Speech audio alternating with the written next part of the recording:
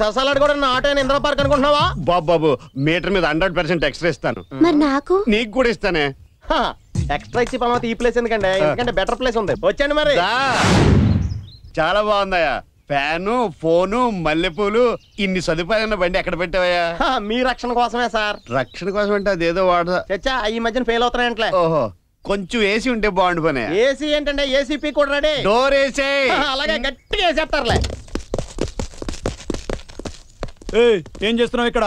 నేను కాదు, వాళ్ళు చేస్తున్నారు. తప్ప మేకప్ చెరిగిపోతుందని బాధపడలేదు కదా? అదేం లేదు.